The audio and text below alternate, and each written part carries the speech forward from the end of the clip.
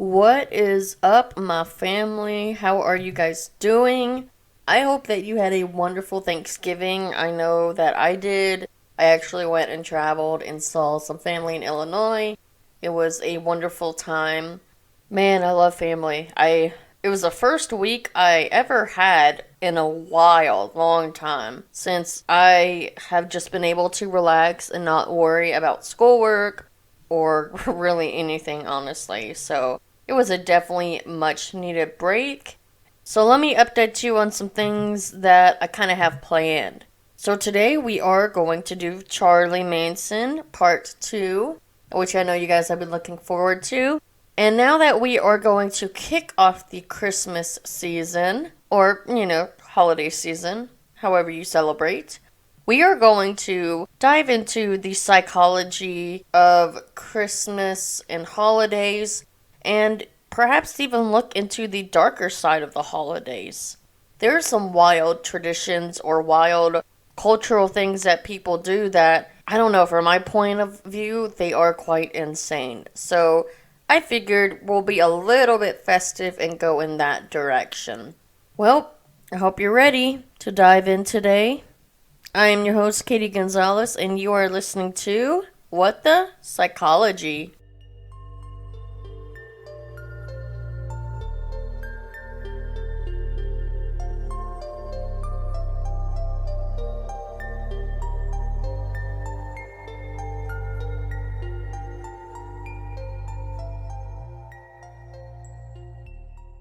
I feel no bad. I know no bad. Bitter? Bitter? No. No. I have a question. Are you guilty of any murders? Are you guilty of plotting any murders? I killed a chicken once. Any human beings? No, no. You're absolutely innocent of any conspiracy to commit murder or telling anyone to commit murder or planning it? I'll plead guilty to the Indians. Okay, so last episode when we talked about Charles Manson, we dived more into him himself, his childhood, and I guess how he manipulated people and the cult and antisocial personality. So today I want to talk about more about what went on, about the members of the family, the trial. Now there were actually like 60 members of the family, but I believe only 6 were actually charged with the murders. I'm going to name off some members here just so you guys kind of have an idea. So we have Charles Manson himself, Tex Watson, Bobby Bussolio, Squeaky from, and of course Squeaky is her nickname, that's not her real name. I can't remember what her real name is. I'll have to find it. Of course Tex Watson is Charles Tex Watson. And that's one thing that I will get into. A lot of these people, a lot of his followers, he had weird nicknames for them. So, I don't know, kind of weird. I don't think I would want the nickname of Squeaky, but whatever.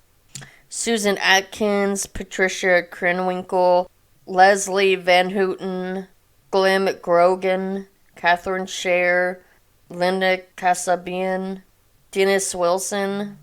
Well, he was considered a member, but not really, but whatever.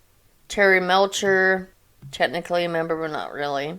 Phil Kaufman, Bruce M. Davis, Sandra Good, Greg Jacobson, George Spahn, Paul Watkins, Ruth Ann Morehouse, Nancy Pittman, Catherine Lutzinger, Ella Joel Bailey, Catherine Gillies, Sherry Cooper, Danny DiCarlo, Brooks Paulston, Barbara Hoyt, Mary Brunner, Diane Lake, Deidre Shaw, Deanna Martin, etc. There's many, many more. So, Manson, they were pretty much a cult, but they called themselves a family. They were the Manson family. And they included him and young, loyal disciples.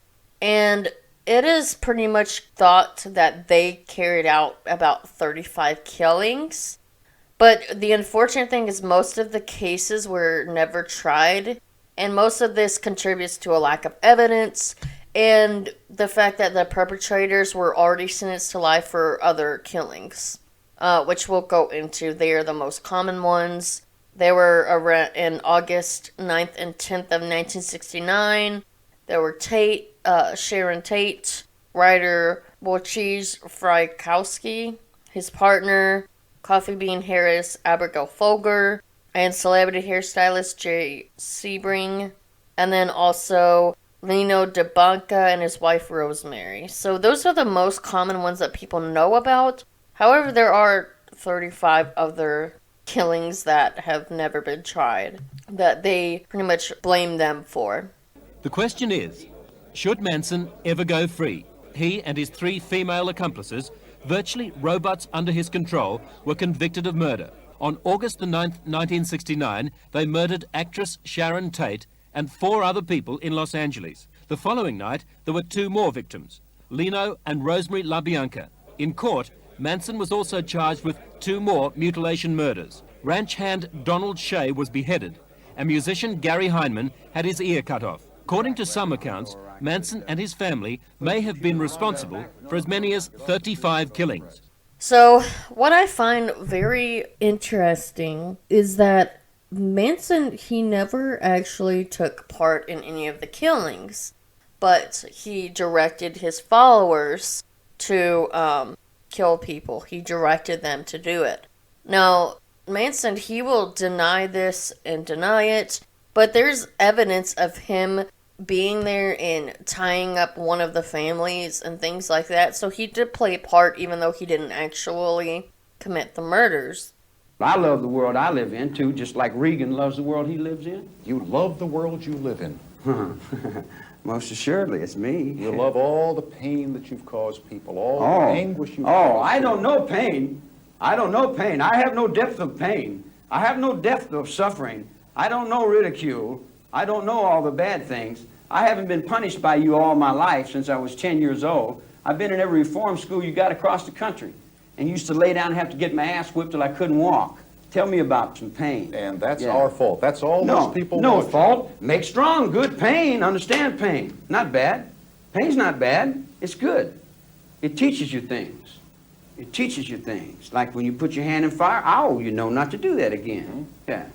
Yeah, I understand that. So his plan, really, we talked about it a little bit last week, or last episode, I should say, about how he wanted to start a race war, but he also wanted to target Hollywood's elite and, quote, beautiful people. So one of the first actual victims of Manson, and I think this one he actually did commit, was murdered at the home Polanski had rented, and it was located at 10050 CeeLo Drive in Benedict Canyon, and it was an area just north of Beverly Hills. Polanski was actually away in London and shooting a film, and the 4 victims had just returned home from dinner at the time of the murder.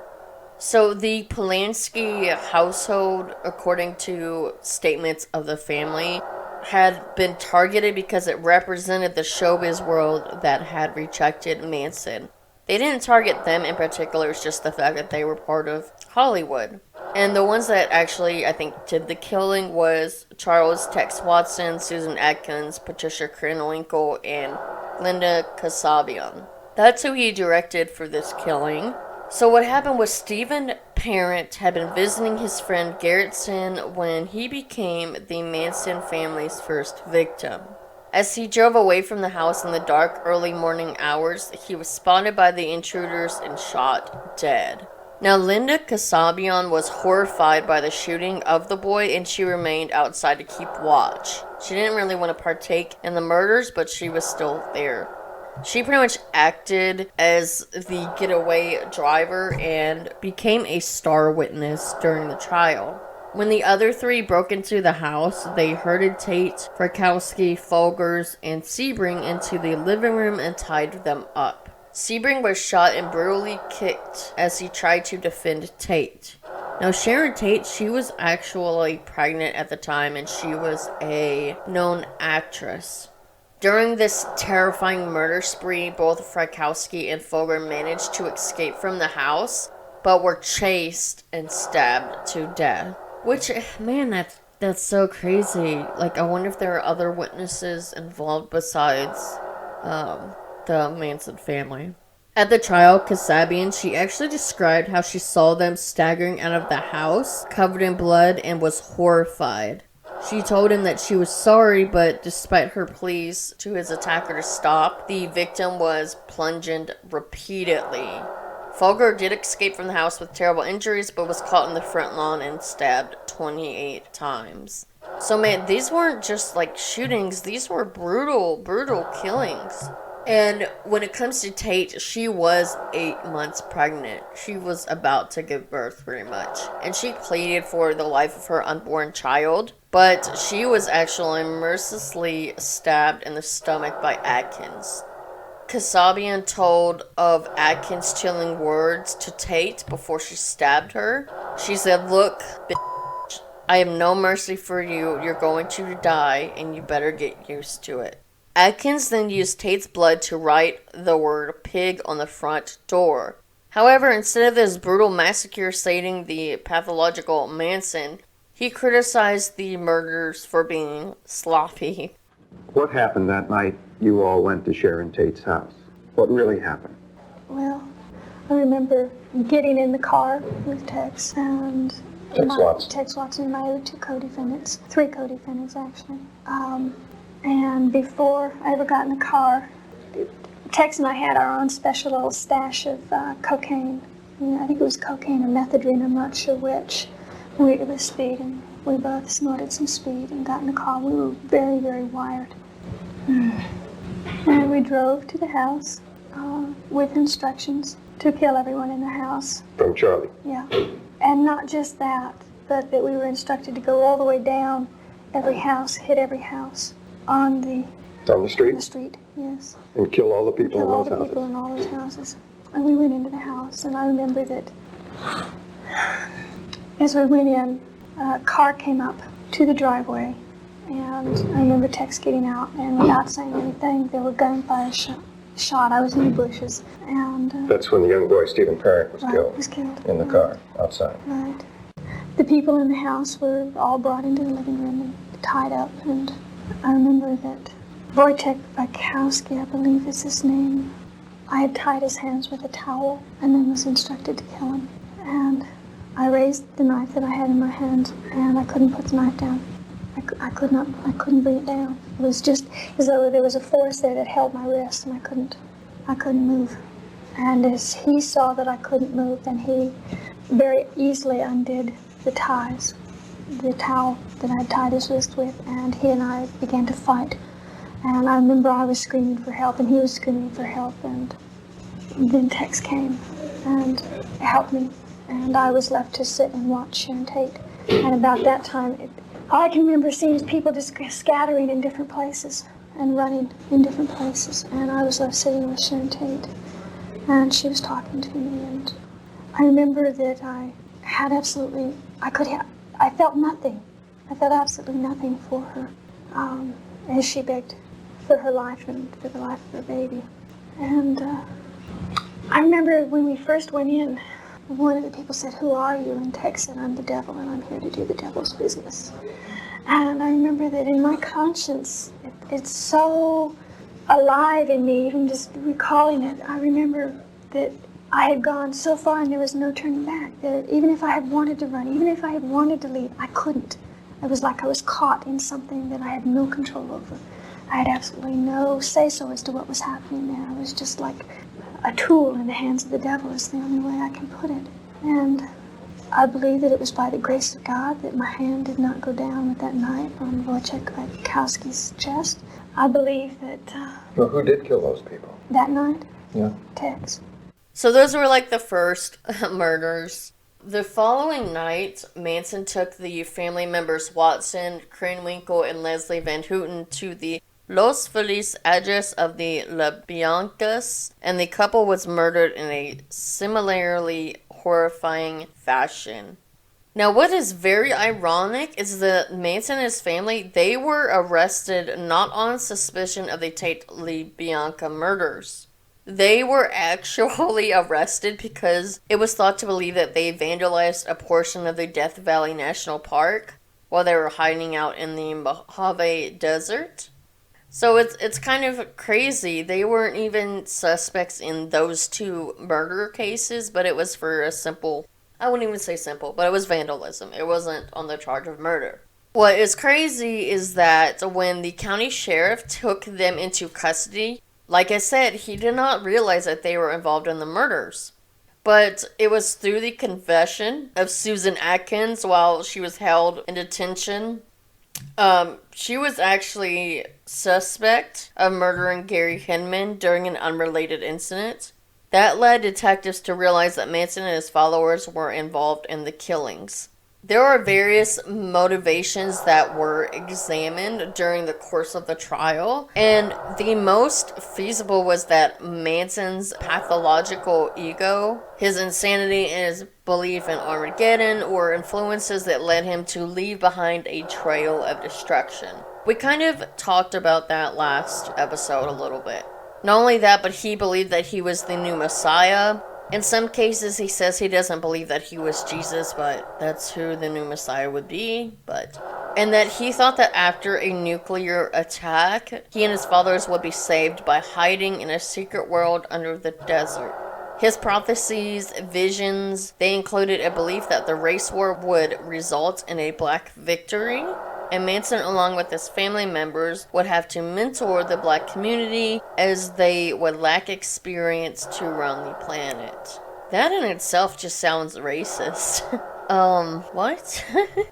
Like he believed that black people weren't capable to run the planet? That's what it sounds like. These beliefs extended out to that him and the family, they were to be beneficiaries of the race war, and he told his followers that they had to help initiate it, which is crazy. So according to defense witness and killer Van Hooten, this was the primary reason why they murdered the La Biancas. Manson had taken the wallet of murdered Rosemary LaBanca with the intention that he would deposit it in a section of LA where an African American might find it, use it, and then possibly have the murders pinned on them. So he was trying to blame these murderers on black people, African Americans, by starting a race war. But it's like these people don't even realize, they're just so dumb, and they don't realize the facts of evidence. And even back in 69, I mean, they can do fingerprints, blood splatter. DNA wasn't really a thing yet, but they still had methods to like figure things out and see who was there. You have witness testimonies, and then you have outright members actually saying that they were there or witnessed these accounts. So it's wow. Yeah, that's all I gotta say about that. So later in court, Van Hooten, she was actually only 19 when she took part in the La Bianca killings. She alleged that Manson had taken advantage of her vulnerability and dislike for her mother. Even despite those things, they did believe that he was a man of vision, that he was a leader, and those type of things. 30 years later, during a parole hearing, Van Hooten said that she was horrified by what she had done that night and desperately wanted to redeem herself. But she was denied parole in 2016 and again in 2010. I would not want to let her out either. These were brutal, seemingly very personal murders. Like, a lot of people that do investigations, they say that stabbing or suffocation, those are very personal crimes. You have to be very close to them to commit those crimes. Whereas you could be 10 feet from them and shoot them is not as personal. I mean, it's still murder, but when you are that close to them, that is insane. Whew. This just gets darker and darker. Susan Atkins, she did admit in an initial confession to fellow prisoners that she had wanted to cut out Tate's unborn baby, but did not have the time. She also revealed that other grisly and macabre acts were to be perpetrated against the victims, and that a list of other high-profile Hollywood stars were on the list to be killed and mutilated. Some of these included Elizabeth Taylor and her husband Richard Burton, Frank Sinatra, Steve McQueen, and Tom Jones. Thank goodness they didn't make it that far. When they were asked why they wanted to kill celebrities, Atkins replied that the Manson family wanted to commit murders that would shock the world and make people take notice. Well, they definitely did that. For sure. I would say they definitely made their goal when it comes to shocking the world. So the trial actually did begin in June of 1970 with the lawyer of Ronald Hughes named the attorney for Manson and Van Hooten. Hughes soon dropped Manson as a client, reportedly because they felt he could convince the jury that Van Hooten had been unduly influenced by the family leader. The move may have cost him his life, though. Late in the year, Hughes went camping and disappeared, and his decomposed body turned up several months later. It is thought that he was the victim of a retaliation killing by the members of Manson's family. That I can definitely get behind. I completely believe that. Like, these people were just ruthless and evil. I am actually kind of surprised that they didn't go after the members of their group that witnessed or were testifying against them, but whatever. Also, during the trial, Manson released an album titled Lie in an effort to raise money for his defense. He reveled in the media attention, and during court proceedings, he turned up with an X carved into his forehead. Some of his female followers copied this act and shaved their heads, sometimes sitting outside the courthouse. The X was gradually modified until it turned into a swastika. Some of the girls, they would sing while they were walking to court together, and they would giggle, exchange grimaces with Manson. They pretty much showed no remorse for their crimes. Charles Manson, 36, chose a house at random, tied up the family at gunpoint, then ordered his followers to go inside and commit ritual slaughter.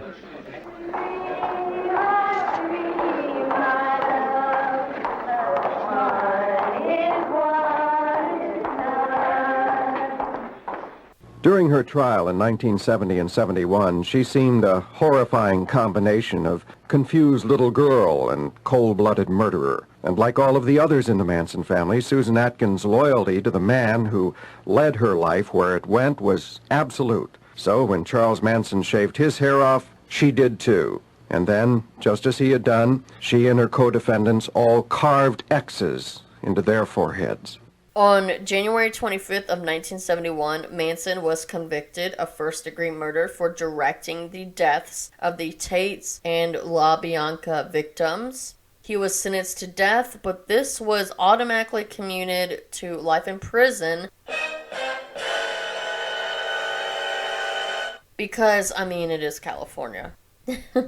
Their Supreme Court invalidated all death sentences prior to 1972.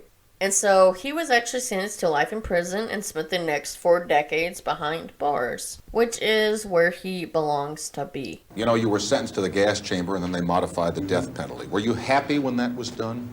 Was I happy when what was done? When you found out that you weren't going to the gas chamber? You're talking about dying. Now, it gets me nervous. Why? Did you have any thoughts about something? Was you wanting to go anywhere? Were you happy when you found out you weren't going to go to the gas chamber, Charles? I knew I wasn't going to go to the gas chamber because I hadn't done anything wrong. You scared to die? Sometimes I feel I'm scared to live. Living is what scares me. Dying is easy. How long have I been in jail? 34 years? 34 years, so... Out of 47, you've been here 34. I've been in jail, prison, a long time, all my life. I was raised up in here. So I understand jail. So I understand myself, and I can deal with that. I sit in my cell, and I do my number, like a convict does his number. But there's different colors on different people's backs doing different things. It's a different world. If you got out of here, there are a lot of people who think you'd go start killing people again. Again? Mm-hmm. Well, you guys are misinformed. I haven't killed anyone. I didn't break the law. Judge knew that, but the people didn't want to hear it. The judge knew it. He washed his hands. He said, I know it, but what can I do? People want this. The judge never said that. Yeah. Judge never said That's what Older said. No, judge didn't say that. He got off and shook their hands, didn't he? You're so white and pure. Judge didn't say you were innocent. Are you innocent? Innocent of what? Well, that's what I'm saying. None of us are innocent. Yeah, just because you're convicted in a courtroom doesn't mean you're guilty of something. What does mean you're guilty? When you know you're guilty. What about Shay? What about him? Well, what about him? He got killed. Well, the word is you killed him. Word is that you're an old woman. Word is you have turkey in the sky. Word is, I don't know what word is. Somebody else tell you that. I didn't tell you. He has said in some interviews that I watched that when he was released from prison as a kid, that he pretty much begged them to not release him, that he needed to stay there. But, of course, the law is once you do your time, they let you out. Because I guess Manson knew that because he was indoctrinated into the court system and into being in detention and in and out of reform schools his whole life, that was just life to him. And I don't know, at some point when you, especially children, when they are locked up for so long, they are to believe that that is normal, that's normal life. And it's really hard for them to function on the outside world. I'm not sure if that was the case with Manson or not, because he did have antisocial personality disorder. He didn't care about remorse. He didn't have empathy. He was manipulative, so he really knows. I mean, maybe some part of him just knew that he would commit more crimes when he got out. Written accounts indicate that you told the authorities, don't let me out. I can't cope with the outside world. Do you have a recollection of that? And You make a desperate plea out of something, man. There's no desperate plea out of it. I say I can't handle the maniacs outside. Let me back in. I didn't use the word desperate. That's your word, Charles. Yeah, well, your inflection and your voice tones were implications there. Well, you use the word maniacs on the outside. How are you different from the maniacs on the outside? And why do you call them maniacs? Because you know something, they think you are one. Yeah, it would reflect. If you hold the negative up to the light, you don't see the light, you just see the negative. So I'm a reflection of your negative, there's no doubt about that, and I can handle that also. I've been handling, ain't I? I don't know, have you? Well, I've been up and down these damn hallways, in and out of these nut wards for the last 10 years. You think you could follow that act? I'm playing for my life. You working for money. When you say you're playing for your life, am I to Yeah. assume that you think that someday you're going to get out of here? Get out of here. Get out of here. Where would I go now? Let's see. What would you do if you got out of here? If I got out of here. What if they said to you tomorrow morning, Charles, hey, listen, you're free. You can go wherever you want to go. Do whatever you want to do. What would you do? I'll probably go out front on the grass and sit down. Now, Casabion, she was granted immunity for her part as a star witness. Susan Atkins was sentenced to death, but her sentence was later commuted to life in prison. And she was incarcerated from 1969 until her death in 2009. Manson, he died in 2017. I'll go over more into that. It was of natural causes. It wasn't anything weird. And at that point, he had been in prison for more than 40 years for his crimes. What is crazy is days before his death, he was admitted to a hospital in Bakersfield, California. But there were no details about his mental condition or his location. They weren't disclosed due to privacy and security reasons. And he was actually hospitalized earlier in the year. So, Manson had been serving time in Corcoran State Prison in California since 1979. In 2012, he had been denied parole for the 12th time. Which is pretty good. He needed to stay there. He needed to rot. That's just how it is. I want to talk about some of the other members as well and what happened to them. Because not all 60 members of the Manson family were sentenced, and I don't even think all of them participated in the murders. Like, it seemed like only a few of them did, but I guess they all get a bad rap. But also, it's hard to know if and what made them want to be part of the family. I guess they felt like they had nowhere else to go, like they just wanted to be part of this hippie type movement and do drugs and have music and those kind of things. And maybe some of those just did not expect what he was really capable of and what he would do. Now let's do some background on these members, okay? because I want you to get a picture of them, how they grew up as well, and those type of things, because I do think it is important in an extent to kind of know maybe why they wanted to join his cult in the first place. So, Susan Atkins, she murdered Sharon Tate. She was born on March 7th, 1948 in California. She was born to alcoholic parents. She was a shy child and left vulnerable as her family life continued to go downhill pretty much. Her mom died of cancer, and then her father just abandoned her and her brother. And so they bounced around from various relatives' homes until she met Manson, and that's when she joined the family. She actually did believe that Manson was Jesus, and she became a hard-charged follower. She was charged of murdering Sharon Tate, and she did admit that she was unsure of why she did. Although she did end up expressing remorse, she was denied parole many times, and she succumbed to brain cancer in 2009. At 21, Susan Atkins would become the most visible member of a ragtag bunch of killers, the Manson family. A one-time nice little kid as she grew up in Northern California, Susan became a popular babysitter, captained her school swimming team, and sang in the church choir. Then when her mother died, Susan Atkins ran away from home, and she fell in with a dangerous little man who would spend virtually his whole life in jails. And so at 18, Susan Atkins became one of Charlie's girls, as they were called, one of the first. More would join her, and in time, all of them would develop a fanatical loyalty to Charles Manson, nurtured by his persuasiveness and hyped by the unrelenting use of drugs. So after 300 LSD trips in 2 years, when Manson sent Susan Atkins and others of his family to kill, they did it. Later, looking, sounding, and acting crazy, Susan Atkins would spill it all and tell a grand jury what happened. With terrible detail, she would describe how she murdered movie actress Sharon Tate and her yet unborn baby, and then participated in the murder of 4 others on that hot summer's night at the actress's Hollywood home. So that's her story.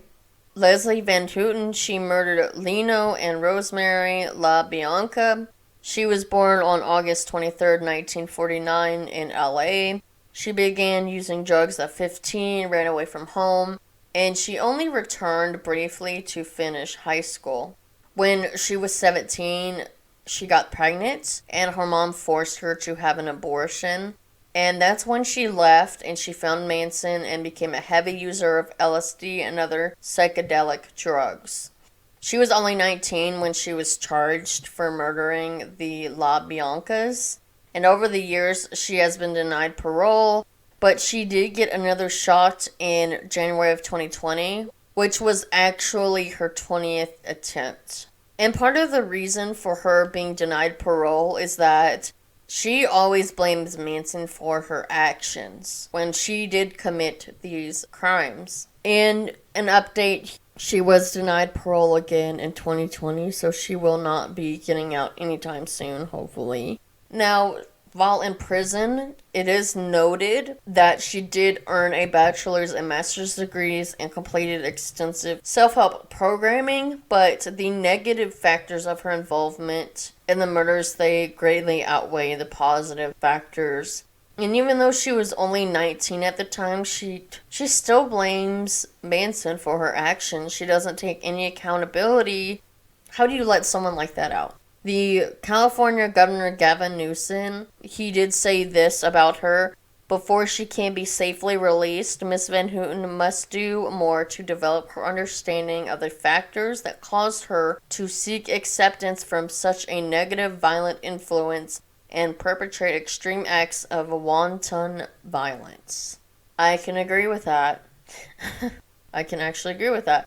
Other members, they were denied parole as well, but I'm going to get to them. So, most of these are still rotting in prison, which is a good thing. Now, moving on, Patricia Kramwinkle, she participated in all of the murders. She was born on December 3rd, 1947 in LA. She grew up as an insecure, overweight child who was bullied in school.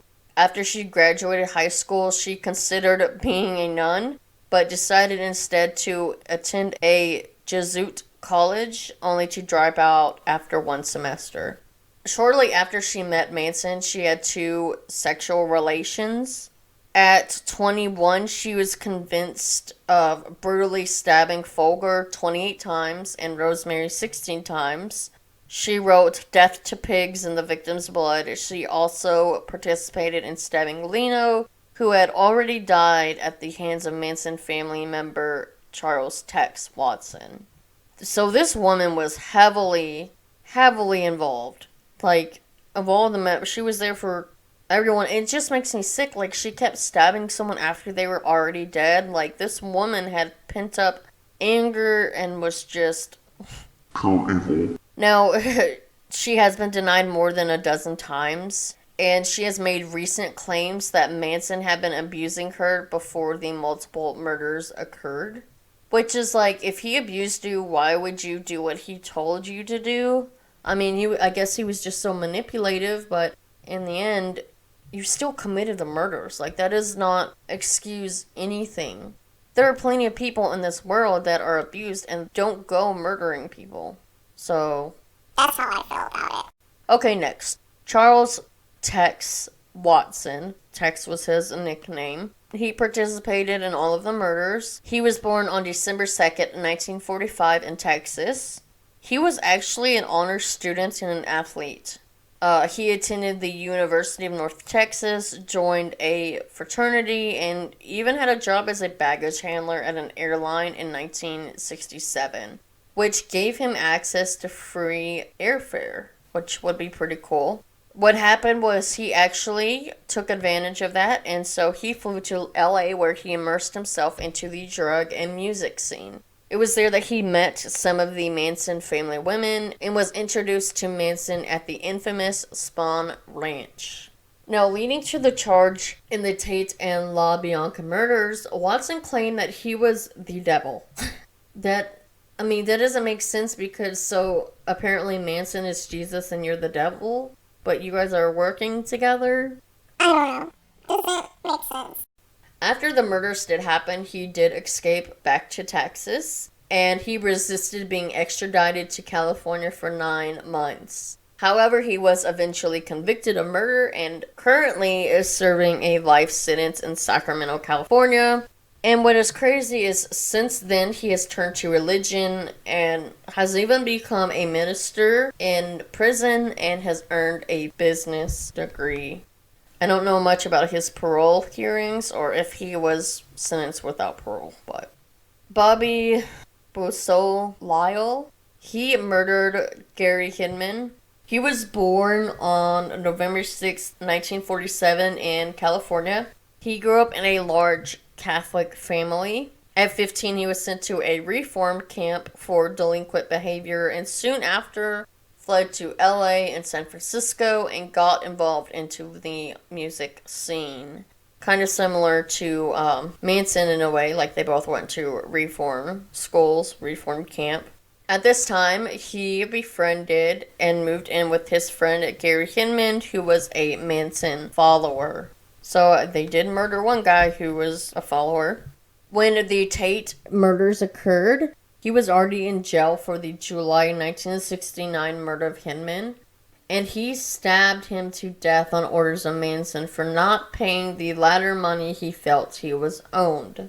Did you kill Shay? Hell no. Did you cut Hinman's ear off? Hell yes. How did that feel when you cut his ear off? What did it feel like? Yeah. Well, I had done what he said for about 20 years. I'd done everything he told me to do. And I got to thinking, now, why don't this guy do something I tell him to do? And he said, no. I said, well, how comes I'm always doing what you tell me to do, but then you never do what I say do? And he said, well, blah, blah, blah. So I said, now you do what I say. And he said, no. I said, you do exactly what I say. And he said, no. I'm telling you. I'm not asking you. I'm telling you. You do exactly what I say. And that's about the extent of it. All this occult, all that hocus-pocus stuff that you guys are playing, I don't know nothing about. He served a life sentence, spends his time creating music and selling art. So they stabbed a man to death that was part of their group just because he didn't give them money. This really shows you how brutal these people are. And Manson, he pretty much was a coward. He demanded these people to commit the acts for him without actually doing it, and probably to get away with it. And because these people were so indoctrinated and manipulated, they would just go along with it. They would pretty much do anything for Manson. Alright, Steve Glim Grogan, he murdered Donald Shay. He was born on July 13th, 1951, and he was an artistically inclined high school dropout who was involved in petty crimes before he joined the cult. Way before he met Manson and they moved to Spawn Ranch, he was working odd jobs there, and that's when he met the ranch hand and stuntman Shay. And he believed that Shay had snitched to the police about some of the Manson family's criminal activities. Manson ordered Grogan and fellow follower Bruce Davis to murder Shay on August 26, 1969. Now, although Grogan was originally sentenced to death, the judge actually reduced his sentence to life in prison because he felt that Grogan was too intellectually inept and high on drugs to have planned the murder. What is insane is that Grogan did receive parole in 1985 after revealing to authorities the location of Shay's remains. Wow, crazy. Bruce Davis, he murdered Gary Hinman and Donald Shay as well. He was born on October 5th, 1942 in Louisiana, and he was the editor of his high school yearbook and attended college in Tennessee. Which, by the way, we don't claim him. For a few years, before traveling to California in the early 1960s. He did meet Manson and some of his female followers in Oregon, and eventually became Manson's right-hand man. He was present during the murder of Hinman and actively participated in the torture and killing of Donald Shay.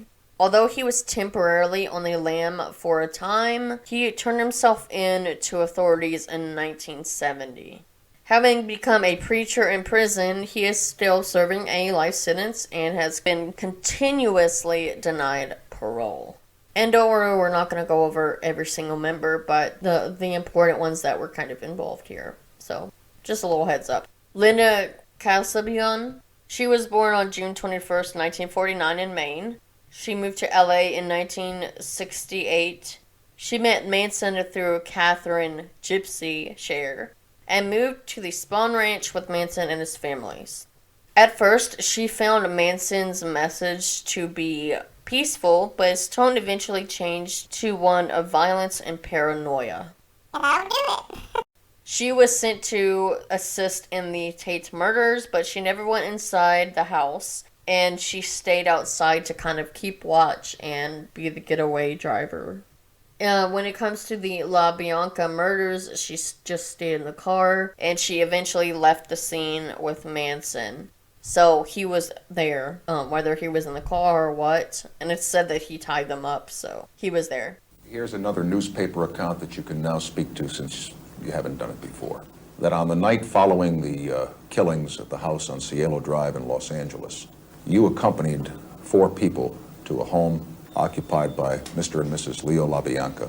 Yeah. That you went inside that house and you tied them up and assured them that they were not going to be hurt. That you went back outside and sent Casabion and Kramwinkle and Watson and Atkins inside the house to kill them. True or false? Did you do that? Did I kill anyone? No. Did you go in and tie up the LaBiancas that night? Very simple question. That night. August 10th, 1969. That night. August the 10th. Did you? 1969. Why duck it? Why dodge it? Why not answer it yes or no once and for all? Put it behind you. Did I kill anyone? Did you tie up the LaBiancas? Atkins testified you did. That's what Susie said? That's what she said. Yeah. And you remember, you were in the courtroom when she said it. She's written 3 books, and each time she said something different. Each time. Did you tie him up? Did I? Well, we came down from Abilene, and Let's stay in Los Angeles, August 10, 1969. there was a hole-in-the-wall gang there. Why don't you want to talk about it, Charles? Why don't you want to... Because I'm an outlaw, and I go so far, and then that's all you know. And if you did, That's like asking Jesse James. and if did you and if and shoot somebody? and if, as others have written and as others have testified and as the media has reported, you did that, Yeah. and you sent your friends back in to do the deed, aren't you a coward? My friends back in to do the terrible deed. Doesn't that The make wicked you? deed. Ta-da. Did we have the castle there with the vampires and the Frankenstein and the bugs and lizards dying in the deserts? Did we have the water that's dying and the whales are being killed and the seals are Here dying? we go again. Lay it off on somebody else. Let's Well, point to all the other Oh, injustices. I'm in the world all by myself? Yeah, Yeah. on this one you are. Yeah. Yeah. Was okay, if that's the way you see it for you. You've never talked about this before, but I'm going to try it one more Yeah. time. So Casabion eventually turned herself in, but she became a lead witness and received immunity. So, I mean, I guess it's unsure if she actually really did take part, or if she was just, if everything she said was true, but maybe she did take part and now she was just the first to kind of run and tell authorities, or, you know, turn herself in and then try to play the witness role. Who knows, that happens sometimes. Now, Lynette Squeaky she was probably one of Manson's most trusted associates, but she had no hand in the murders at all. She was born on October 22nd, 1948 in California, and she was not there at either scene. However, she was a fixture in front of the LA courthouse during Manson's trial. She remained loyal to him throughout, and even after Manson was convicted, he was moved from prison to prison, and she moved from town to town to be near him. Now, what is crazy is in September of 1975, she actually pulled a gun on President Gerald Ford in Sacramento. She was convicted of the attempt assassination and sentenced to life in prison. The trial ended with her throwing an apple at the face of the prosecuting attorney, which knocked off his glasses. And in December of 1987, she escaped from a West Virginia prison in an attempt to meet up with Manson, who she heard had developed cancer. She was captured and imprisoned until 2008 when her parole was granted, and that's when she was released in 2009. So that's it for like the majority of the members that were most prominent in the murders and were still loyal supporters. Now you have to remember there were a lot of other crimes that were committed that had lack of evidence, so who's to say that other members committed crimes that just weren't prosecuted, or if it was just the same few that did commit those crimes? Who really knows?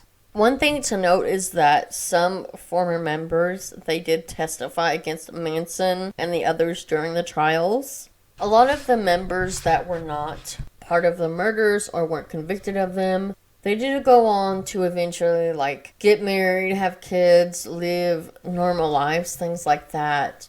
But who really knows what happened? There are even some members who would appear in documentaries and things like that, but some of the things they said were actually not true. So it's really hard to say.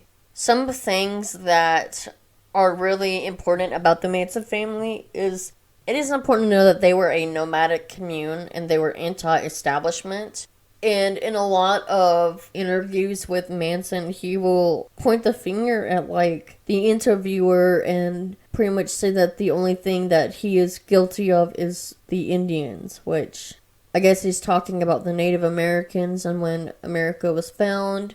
But Manson was not alive during that time, so I don't know. It's just some of the things he says are really crazy, and he won't give an outright answer when he is asked certain questions. It's like he wants the control of the information, and what has not been said yet or he hasn't commented on yet, he's not going to. He's not going to give you that piece of bread that you want. Do you miss women? Certainly. My goodness. Yeah, damn right. Yeah. What do you think of women? Oh, I like them. Yeah, they're nice. They're put together well and everything, and they're soft and spongy. Yeah, they're nice. As long as they keep their mouth shut and do what they're supposed to do. Why do you say that? Because that's what a woman's supposed to do. Keep her mouth shut and do what she's supposed to do? Sure. And besides the son that you had in your marriage, you've got, what, 4 other children somewhere? I don't think I've been responsible for as much as you people want to lay on me. All right, somewhere out there, somewhere, there's at least one son that we know of that's your child, who's probably about 25 or 26 years old. You talk to that kid. What are you going to say to him? You gotta catch it on your own, boy. Train's hard, the road's rough. That's it. That's all I knew. That's all anyone ever told me. All right. And you want to hear something? Yeah? He'll do it better than me. Do what? Whatever he does, he'll do it a little better. Kids do, don't they? Sometimes. Yeah, that's what makes them such a gas. They always seem to get through. Now, we already did talk about manipulation in previous episodes, but I want to dive into some of those methods that we've already talked about that he used to manipulate his followers. One of the most obvious things that he used was the we versus them mentality, which pretty much promotes paranoia that we are the ones that will have this race war and we are the ones that will only be saved from it, and that we will help the African American black community run the earth, whatever. Like, it was pretty much of us, we are a family, versus the establishment versus everybody else. He also convinced them that he was the Messiah and that they were part of a superior elite that would help answer the world's problems, even if that meant that they were going to kill everyone or start a race war type thing. His rambling, incoherent, apocalyptic worldview, that was nevertheless completely captivating for his followers. You know nothing about something called Helter Skelter. Tell me, Charles, I don't know. It's a fairy. It's worse than a fairy tale. It's a fairy tale. It's a comedy. It's a comedy tragedy. The body of Sharon Tate is make-believe. That's make believe. Make-believe, yeah. That's make believe to the people that went in there and did what they did. Mm-hmm. And who were those people? You Yeah. but you know who they were. Sure, I know who they were. They were with you at the Spawn Ranch. They were part of Yeah. this thing called, if not the Manson family or the Manson cult, the Manson Ranch. Call it what you So will. then, what? You dealt the hand down there in L.A. You and that press, you dealt the hand. You put me on Life magazine, had me convicted before I walked in the courtroom. You had what people wanted to buy. And when they wanted to buy it, they didn't give a damn if they had to convict a district attorney. They had to convict the whole building to get that dollar bill going there. They had big bucks going there. He made 27 million, 100 billion. I'm bumming $10, $15 from my friend here. Not only that, but he eventually became a dominant part of the followers' identity and their self-esteem. They were isolated. They were pretty much believed that this is family. A lot of them didn't really have other family or were grown up in abusive homes. So they were pretty much isolated from the rest of the world, and this is pretty much the life that they knew. That we are a family here, and we stick together. We do this, we do that kind of thing. So a lot of the members, they forgot who they really were, their own interests, their family, their friends, and they did these terrible things for the cause and for the leader that they loved. A lesson that we can learn from the Manson family, or pretty much a warning to us all. Question everything, think critically, don't believe that any single person has all of the answers, be wary of charisma and charm, and people who are devoted to a Messiah-like leader, because while it is great to believe in big, beautiful ideas, it can also be the road to destruction. Manson's lasting legacy is hopefully that people will increasingly see through BS, that they will be quicker and avoid such leaders like him that devote themselves to pretty much evil. And it's crazy, like I've said before, people can be easily duped. And it is quite frightening how that does happen and how people can be sucked into believing that their life is dependent on one person who has wonderful insights, but on the other side is actually a murderous psychopath. And that's the same case in Jonestown as well. They believe that Jim Jones was greatness and that they wanted to follow him, but in the end he ended up killing them all or have them commit suicide. So it's these people, they have no remorse. Like, Manson has no remorse, or I should say had no remorse because he's dead now. Jim Jones had no remorse because he is dead now. And what is crazy is, do these believers actually believe themselves that much? That they are what they say they are, that they are the Messiah, or that they will save the world, or whatever. Do they actually believe that? Or do they just want that belief so manipulated that other people will believe them and do what they say? Really good question, isn't it? Well, I hope you enjoyed this episode and the dive more into these. And I didn't want to go into too much detail because I know some people don't like those details. I try to give a fair warning, but I do think it is important because we need to know how gruesome these things actually were, these crimes that were committed. And that these are real victims, real people that had so much potential that were killed. I mean, Sharon Tate was an actress, and then she could have went so much far. She had a baby on the way. Who knows what would have actually happened? And although we cover a lot of the evildoers of these crimes, I only do that in a sense of it's more about psychology. It's not about them. What is really important is the victims and their story. And unfortunately, their story is part of this evil doing. With that, I am your host, Katie Gonzalez, and you've been listening to What the Psychology. Stay psycho.